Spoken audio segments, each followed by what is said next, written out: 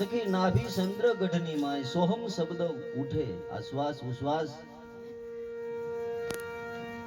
ઘણા સંતોએ કીધું નાભી કમલ में वास नकलंक की चार वेद ब्रह्मवाला उनके वसन में लागी જાય સુરતા તો ખુલી જાય બ્રહ્મ કા તાળા આ તત્વને આ મહાપદને પામવા માટેની મહાપુરુષોએ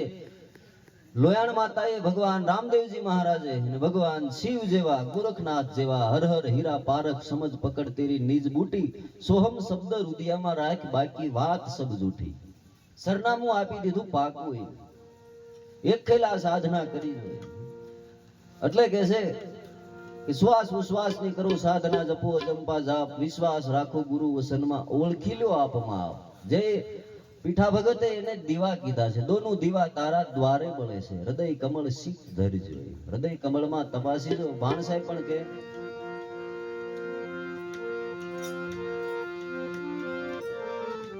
નાભી નાસિકા બીચમાં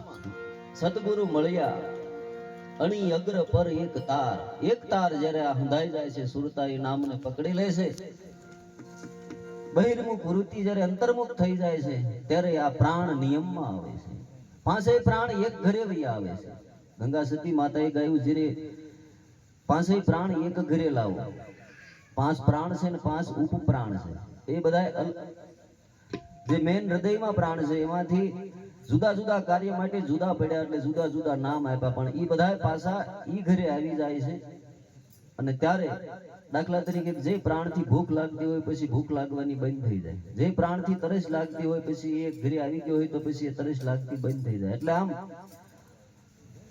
બધી જે સમાધિની અવસ્થા જે અનુભવની અવસ્થા જે તુર્ય અવસ્થા પ્રાપ્ત થાય છે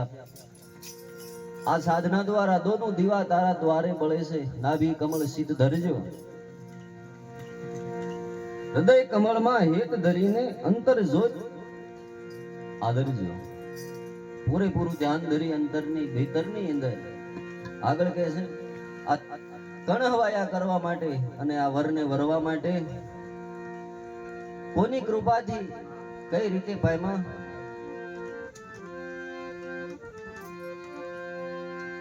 સતગુરુ મળ્યા સંશય ટળ્યા